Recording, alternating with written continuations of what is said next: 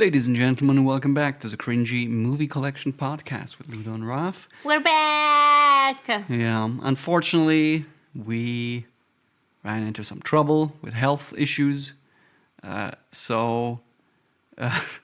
Today's movie is Spider-Man, but we watched it like 1.5 weeks ago. But luckily, I had already watched this movie, so it's not too bad. Okay. And you might hear some weirdness in Luna's voice. As always. And maybe I'll do my best to edit out all the coughing that will happen. But we'll see if my best is good enough.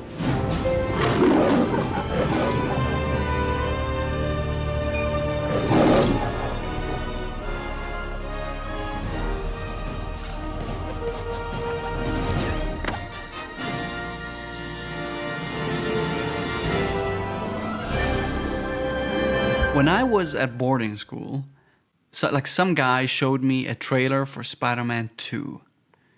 And up until that point, I was led to believe that superheroes are a terrible thing. I'm not sure why. Okay. Maybe it's because it's supernatural, and so growing up very Christian, people in my surrounding felt like that was something to steer clear of. Or maybe it was about the consumerism behind it, like action figures and things like that, these kind of branded toys, like that was a bad idea. I don't know where it came from, but I thought it was a bad thing. And I saw this trailer, and I saw a brief snippet from Spider-Man 2 where he jumps into a subway train and kind of very gracefully, kind of Jackie Chan, like spiders his way around the poles. And I thought, oh, that's very cool. If that's what superheroes are, then I don't understand what the problem is. Now, to be fair, the movie actually doesn't have a lot of that in it, but it sparked my interest in watching Spider-Man 2, and so I did watch Spider-Man 2, and I was like, that's great. And so you went and watched Spider-Man 1. I figured I needed to know what happened in the first one.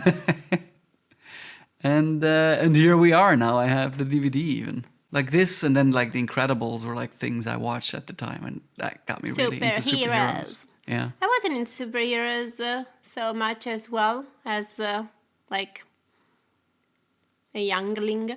A youngling? I don't know, a young person. The prequel era? A kid and a teenager. I only liked Batman because I was like, oh, it's easy being a superhero when you're like Superman and you're indestructible. So yeah. I liked that Batman didn't have any like superpowers. Other than being insanely rich. Yeah, it's more relatable, and then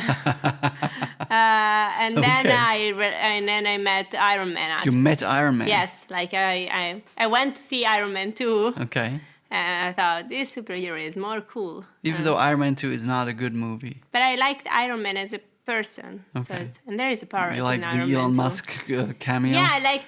No, I haven't realized it. No, I liked that Iron Man is like a Batman, but he's not afraid to tell everybody that he's Iron Man. Yeah. So that's the better. But I watched Spider-Man also during these years, so have a shared experience. Okay, but I do know that you don't like Spider-Man. You said it on the previous podcast. No, actually. not so much. What's wrong with it? What do you absolutely hate about Spider-Man? Like of this movie or the Spider-Man the superhero? This movie. This is what we're talking about. Okay, because like I just don't like Spider-Man as a superhero. Okay. But also about this movie, I really don't like every actor's facial expressions. Okay. It's like especially Tobey Maguire is crying a lot, but also when he runs, he has like a weird face. And the villain, even though it's funny, I think like his face and how he moves the face. Yeah.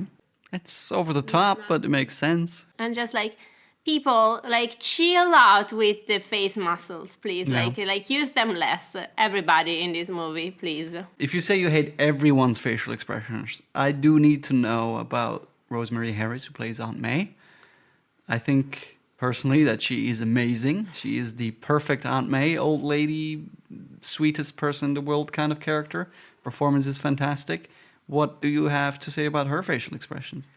Okay, she's good. Like she's a nice like old lady, but I really don't like the scene in which she's praying and then she finishes. She like Goblin makes her From finish evil. the prayer, and I don't know. It makes me uncomfortable. Yeah. With watching people pray, it makes me Okay. uncomfortable. Tobey Maguire plays Peter Parker. Okay, like he is like it. It was like we need an ugly crier. Then Tobey Maguire walks into the casting and is like, we got him. I feel like it's unfair to focus on those kind of over the top moments because I think he's good as Peter Parker, like kind of a mopey kid, like not crying all the, but like kind of quiet, insecure, you know. Especially considering that like when they recast Peter Parker with Andrew Garfield, who was kind of like strangely cool, like this is actually, that feels like a relatable, 30-year-old. Yeah, that goes to high school. Yeah, It's I mean, let's talk about this. This whole movie is cast so weirdly in terms of age. Yeah. The whole high school feels like they're in late college. Not even like Yeah. it feels like they're 25 years old. Yeah, Like- that's late college. I graduated in 2016. I was 26. But like if you go to college in the US, you start at 18 and you go for 4 years, and then you're 22. Like That's you're in the close master. enough. That's close enough. Okay. You're a senior in college, but you pretend to be in high Yeah. school. And But when I was young, I didn't I didn't think about what high school. I just thought like this weird school that they go to, these old people. Like I didn't think about it. I didn't realize it was supposed to be high school. I just thought it was a kind of university. But I don't know. It's just a weird thing, and I guess whoever the casting director or Sam Raimi or whatever didn't care. It was just like, no, I just need good actors. Like, okay. and make them that they're going like just alter the story a little bit and Especially make them being in college. Because Spider-Man 2 is them being in college, so it's not like it was off limits. People make a big deal out of distinguishing between an actor's Peter Parker and an actor's Spider-Man. You have a feeling about like oh, how maybe Spider-Man, like how well suited Tobey Maguire is to the role of Spider-Man? Maybe this. like what is Spider-Man and not Peter Parker? Well, it probably requires like just a slight amount of knowledge of the comics in the sense that like Spider-Man is kind of like brash, like kind of like making fun of the people he's fighting and like kind of goofy and overly confident, or not overly, but just very confident. And that's kind of the foil to Peter Parker, who's not particularly confident, not particularly successly, not particularly good at what I he's doing. didn't think that Spider-Man was like overly confident. I thought that I was expecting Spider-Man to be a little bit like sarcastic or like teasing it's and got things. one-liners. People say But, quippy. But it did it a little bit, but This is not what- really like it's not really believed. But also, this is like the origin story of Spider-Man. Just became Spider-Man, so I think I could cut him some slack over This there. is what I'm thinking as well. Like people do criticize Tobey Maguire's Spider-Man for this reason. Now I don't actually remember the sequels because there you couldn't make this argument that you're making. But I do agree that, you know what, if you're just becoming Spider-Man, probably a lot of who you are as a regular person goes into your persona as well, and you maybe weed it out with time. And I also think that it actually doesn't really make sense that you would be basically a different character anyway. Like if in Spider-Man 4 you have a very confident Spider-Man, it means Peter Parker is probably more confident in life as well, which we get in Spider-Man 3 actually, where he goes emo for a while. Which we all want to forget. It's on Tumblr, guys. I like you said that you don't like the Green Goblin, Willem Dafoe's face. I think, especially because he's behind a mask most of the time, it's great to see it occasionally and go wacky. Also because this movie is silly at its very core. And Yeah, exactly. Like for something so like what's happening to the guy that decides to spray himself with this kind of like, oh my gosh, this should have been what I absolutely hate about the movie. Like, you can hate two things. yes, like, what is this weird crisp technology that didn't even have at the time of shooting the mean movie? CRISPR? Yeah. They didn't even have it at the time of shooting the This is movie. such a silly complaint And to like- have about honestly, a like, movie we- about a human spider. With the DNA and the spider bite that is changing the DNA and the weird technology that He drinks a little Goblin drink. uses. Well, I don't know what your problem is with that. Again, Tobey Maguire It doesn't make biological shoots sense. spider silk out of his arm, like out of his wrist, and you're like, oh my god, the CRISPR technology doesn't make any sense. Anyway, so the guy just decided to go and inhale this like green fog Gas, yeah. to make him as like what is supposed to make him is a super soldier It's supposed to be a human trial. because he's an arm developer. So Yeah. it's so it should It's be, not. Also, it's an arms developer, not an arm developer. okay, it's an arms developer. It's supposed to make him a super soldier, and actually it starts to like change him in a kind of Dr. Jekyll, Mr. Hyde kind of way, Yeah. or Gollum with Smeagol. Yeah, And I think Jekyll and that- Hyde is the that inspiration. this for this. movie is too silly to really explore the what's happening to Goblin, Mm-hmm. and it like the guy the foe tries to do it like a lot, but he has to condense it, so he does it very over the top, and Why- what I is- don't like it.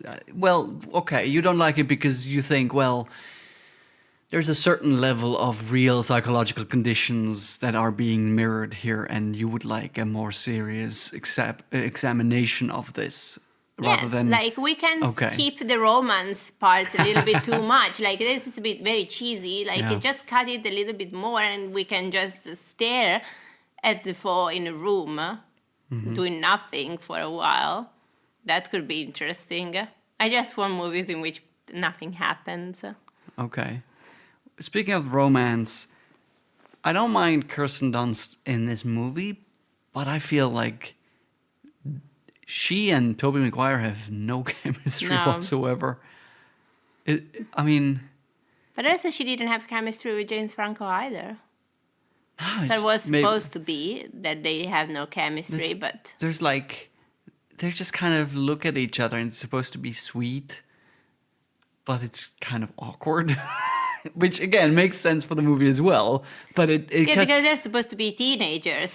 the problem is that we get the voiceover that tells us how much he loves MJ at the beginning of the movie, and we never see it, and therefore it's it's tell, don't show the opposite, show weirdness, and so I don't know, like it just didn't work.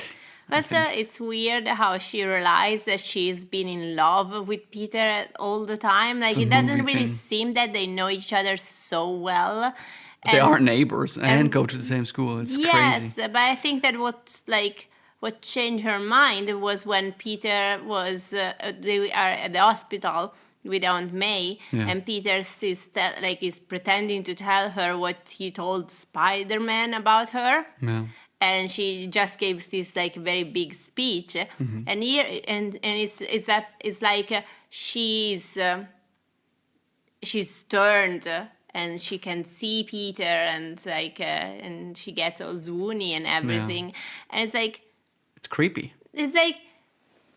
you need more to love a person than just this person like just saying good things about you.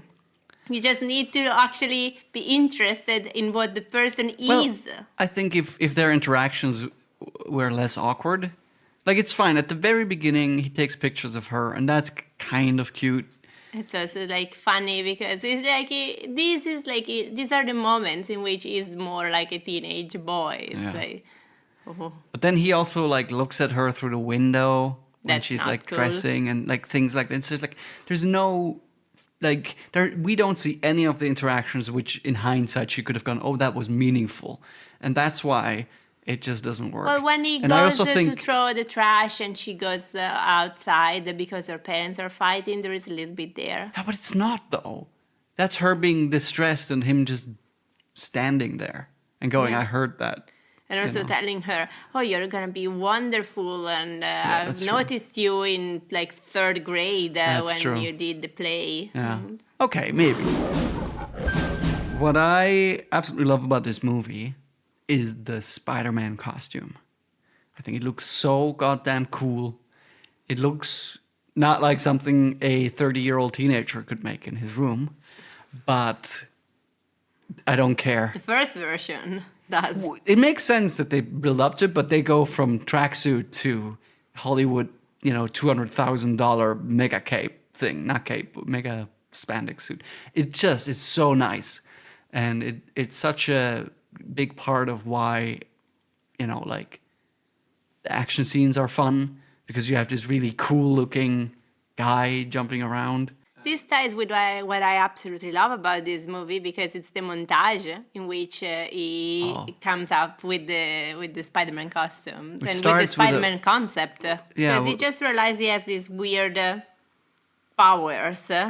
Then it had the talk with MJ when he was throwing out the trash, and he was telling her like, "Oh, you're gonna be so successful," and she smiled at him. But then her boyfriend came pick him up in a car, so I need money for a car, so MJ will keep smiling at me. And he saw that there is this ad for the wrestling competition, and it would give him $3,000 so he can get a car. And so he has to start creating a character, and that the montage is nice. Yeah, and it has the Danny Elfman music, which I think is great. I love the Spider-Man soundtrack. It's got that very classic hero theme, which isn't, it's not spectacular, but it's like it works really well. And I don't know, like I don't understand the people that criticize Danny Elfman for this particular piece of work. I think it's great. What I absolutely hate, kind of ties into the costume thing, is how often Peter Parker isn't wearing his mask for no other reason other than this is a movie and we need to see the actor. Yeah. Particularly when he basically, he doesn't kill the guy who shot his uncle as much as he stares him off, off the and other there window. are all the police lights. Right, and he just looks out. And to be fair, he, I guess, hasn't formed the plan of being a vigilante just yet. But there's just like these, why is he wearing the mask at the beginning of the wrestling fight? And in the end, he just walks around in his costume, basically. Yeah. Like, I don't know. It gets actually worse in Spider-Man 2, where like half the people he knows know his identity, and at the end, like a full like metro train does as well. But it's just like, it just felt stupid, particularly that scene with the guy who killed his uncle, because he takes the mask off, and in my mind I'm like, why is he doing that? And then I'm like, oh, because it's a movie and we needed emotion. We needed cry We face. need an ugly cry face, and Toby to the rescue. A thing that I quite like about Spider-Man is that this movie feels really small in kind of two ways. One is that it doesn't feel like the big kind of like 2018 blockbuster, which is like someone put like $500 million into it. I don't know the budget for this movie. I'm sure it was very expensive to make, but it doesn't feel like glossy and kind of like whatever-y as well, because that's what these movies feel like. But more importantly, it feels small in terms of like all these characters are just concerned with their own little lives. Particularly the supervillain is just like making his business work better. He doesn't have a big plan to take over the world or blow it up or something. Like he just wants to, like kill the board that is trying to let him go, or kill his competition. Like that's you have no idea what he sacrificed for that. So it's like it's a big deal. No, but I love the fact that it's not a supervillain in the sense that he has megalomaniac ambitions or anything. It's just like a business guy who happens to become supernatural powerful and goes around and does whatever is useful for him. And also Spider-Man, he does not really, there's no real arc to what he's doing. Like he just fights some robbers because that's what was happening.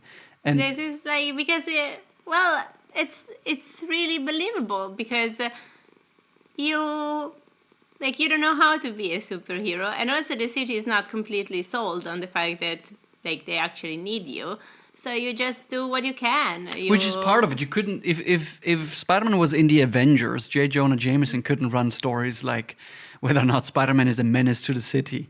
Like so it's nice that we don't have any of that. And it's just some 30-year-old boy suddenly gets bit by a spider. We didn't even do the recap, by the way, but I guess we did Spider-Verse already, and we did it so many, let's do this one more time. We don't have to do it one more time. But like as he gets bit by a spider, somehow becomes powerful. He figures it out, and there's a big bad guy who is also just interested in Spider-Man because Spider-Man is powerful, not because he needs him for anything in particular. He's just like, he realizes the only one who could stop him would be Spider-Man. So why not join forces or destroy him? And it's like, that's fine. Everything is small scale. We're just focusing on our own little problems. The newspaper guy J. Jonah Jameson was a tie for what I absolutely love about the movie. Fantastic, isn't he? Yes. So good. And also, I just like that Peter Parker works for this tabloid in which the director is obsessed with finding out that Spider-Man is not a good thing. Yeah. I mean, it's interesting because we see that happening. We see him like handing in the pictures and then realizing that he's going to run a very different story from what he expected. And he wants to interfere, and, like the editor-in-chief tells him, I write the headlines, you take the pictures, which is a real thing. Like, I've worked as a journalist, and I would get calls from people asking me to change headlines and things. And I'm like, never mind what you think I should write. Like, that's not what journalists do.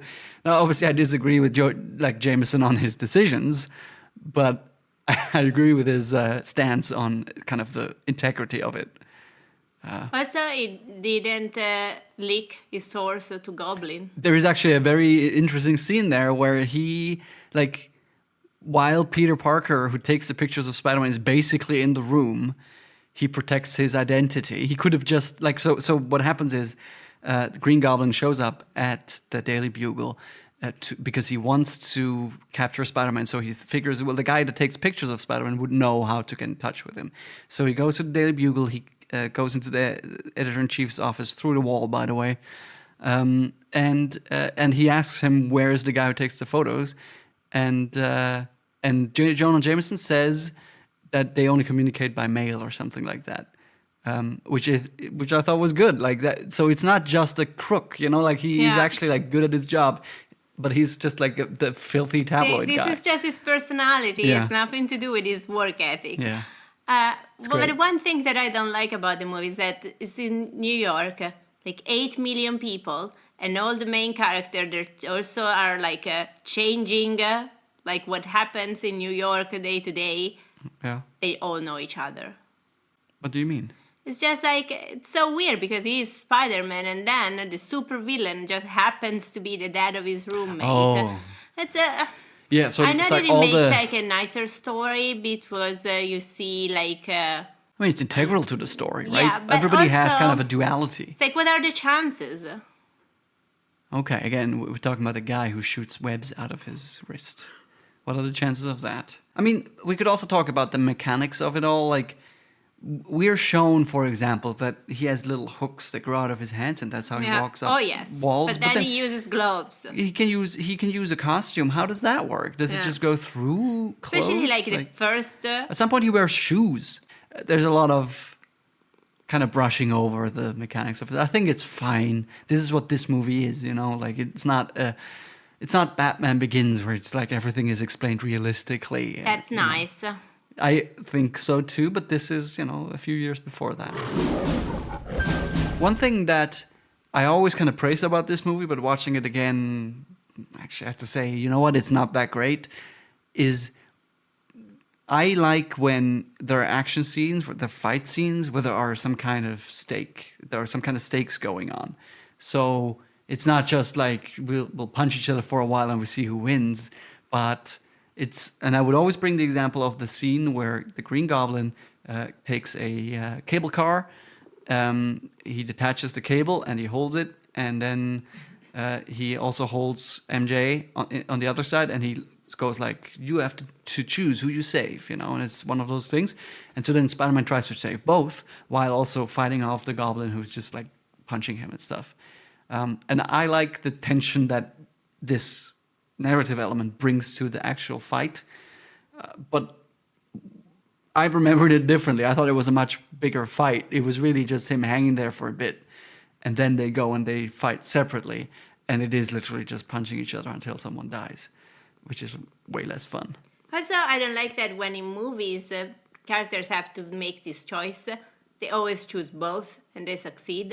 Yeah. It's like, At which point the premise was faulty. Make a choice. I want to see the philosophical tension of the choice. We're gonna get to The Dark Knight. We're gonna bring up Batman, how it's a better superhero. The Dark Knight has a choice like that. Batman is a better superhero. They try to save both, and they don't succeed. One thing that I think is incredibly cool about this movie is early on when Peter Parker gets his powers, he's at the cafeteria, and MJ walks by and slips on some idiot's tea or something, and she has a tray of food, and she throws it in the air, and then Peter jumps up, and he catches MJ, and then he catches the tray, and he catches all the food. And can you believe that that's real? That's not a visual effect or anything like that. Like they filmed that? That like is even the food? 150 takes of Tobey Maguire trying to catch stuff with his tray. Catching the tray. Apparently, I mean, it seems unbelievable, but supposedly that's real. There is an apple in there. Yeah, like an apple is a sphere. So I guess they had some kind of like sticky material at the bottom so that it would stick to the tray, and also I think the tray would stick to his hand so that he can move it around quickly. But nevertheless, unbelievable. And it looks so good as well. Like, it's totally worth it. Although, you know, one of the reasons why it looks so good is because the CGI probably would have aged similarly bad to the skeleton effect that we see at another point in the movie. So, like, then you could tell that it's fake. So the fact that we didn't have the suspicion that it's fake, other than that's incredible, is that's just like, oh my God, I hate when everything is CGI, you know? Like, this movie still feels handcrafted in some respects. And maybe part of that is that they didn't cast people that looked young or make them look younger. It's like, it's just like, this is a movie made by people. I like it when a movie feels made by people. That's important to me.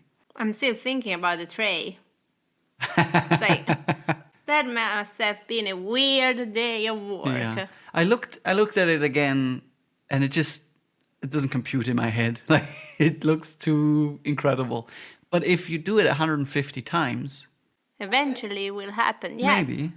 The things do land quite weirdly. They land kind of on top of each other as well, which maybe, you know, if you planned it or if you did it with CGI, you wouldn't do that. You would have it land neatly next to each other. So there is, you know, credence to it. Okay.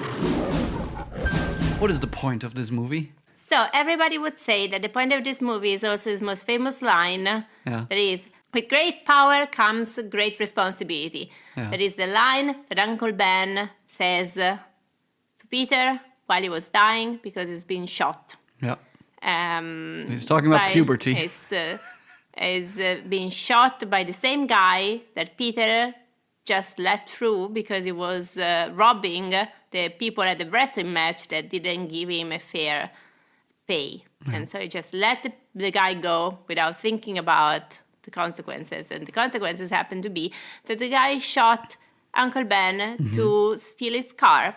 And I don't think that this makes Peter responsible for Uncle Ben's death. It's just the guy. The guy is responsible for Uncle Ben's death, and nobody else is. Although I also think that part of why Peter Parker is so upset is that their last interaction was not a nice that's one. what upsets him. But also we can think that he feels guilty about that. And who wouldn't, to be fair? Like, you would have that immediate instinct. Yeah. I agree that that's wrong. Yeah. If someone kills someone, it's not your fault just because you didn't do anything beforehand. My thing is that, I don't know. I don't know if it is true. Like, we think that this sentence is true because it sounds cool and it comes from a dying man or a dying old man voice. Well, and I don't think it is. Like, I don't think when he says responsibility, he necessarily means what he's talking about is a sense of responsibility, you know? Like you from your own free will decide this is what I should do. And I think that's something we should all have, a kind of a moral compass. And he's saying, you know, your moral compass should give you this idea that you're responsible for using what you're given to, you know, the best possible outcome. It's like it's like an ethical question. What are kind of like ethical tenets of your life? Like, are there any? Like for me, I always go back to the really old thing where like you don't behave in ways that you don't want others to behave, because like it's like a kind of a social contract that we all don't do the things we all hate, and that way it's okay. But other than that, you know, I don't really have a lot of like guidelines or anything like that. I just kind of like stumble through life. You got anything like like a moral tenet or something like that? well, it always felt always put a pressure on me because there is no way in which I can say this without sounding arrogant. So I'm just gonna say it. I'm very smart, and since I was like a teenager, it's like I should do something with it. I'm I have a great power. I should do something with it. I should use my intelligence to do something, no matter if it makes me happy or not. Mm-hmm. And I'm also allowed to do things that make me happy without necessarily putting my intelligence to the best use. From that perspective, I can understand your kind of concern with this message a little bit better, because this movie is about how Spider-Man basically just constantly sacrifices Peter Parker's well-being or happiness for kind of the good of New York. And I disagree with that as well. I think, you know, the responsibility is also toward yourself. Yes. Yeah. And this is something that I should learn a little bit more. But also, if I were born in other like geographical circumstances, I would be a very redneck liberal with probably a gun on the back of my pickup. Did you know that there was a whole scene cut from this movie because of 9/11? Because they were the Twin Towers, or because what's the scene about? Not only were there Twin Towers, this was actually a teaser trailer that was released and then removed. But later was confirmed. Again, what are the odds? The director later confirmed that this was supposed to be in the movie, and Sony at the time, I think, claimed that it wasn't. They were just like, no, it's just a teaser. This is not from the movie. This was the separate thing we did. So there was like a bank robbery, and the bank robbers, they flee with a helicopter. So, but then they fly into a web, and we kind of zoom out, and we see that the web is between the towers. Obviously, you just kind of have to pull that. I mean, if you didn't know that they were about to be attacked, like it what makes a great thing. sense So from cool. the people that brought the movie. Right? Like, yeah. I bet everybody hated the terrorists for doing this to them. There was also, that was a terrible joke, I apologize. There was also, I guess, like poster designs that would have the eyes reflect the World Trade Center. So some stuff had to be changed in that It's a respect. very New York-based movie, Yeah. and it just happened at the wrong time. It's the second one in a row, I guess, because Manhattan last week, Yeah. well, 2 weeks ago. So we will see if the next one will get in another city. I don't know, because the next movie on the Cringy Movie Collection podcast is going to be the Lego Movie. Oh. With Chris Pratt from 2014, 10 years ago. Can you, like... It's the Lego movie that we watched together, like the Lego movie. The Lego Movie. Everything is awesome. Yeah. Okay. From 10 years Nice. ago. So I'm excited. Chris Miller, Phil Lord, good times. And we're going to have a chance to discuss more Lego, which is always nice. I was just told from my parents that I can have all my childhood Lego because my sisters who have kids don't want them. I also have many Legos apparently in childhood home. Should we do a Lego building stream? Oh. Should we do a live episode? No, I don't like to build with Lego. I just like to sort them. Should we just a 2-hour sorting video? That would be fun and games with Ludo and Ralph. We'll see. But for now, thanks for listening. If you have anything to say about Spider-Man 2, there's a comment section down below. And otherwise, we will see you next week with something else.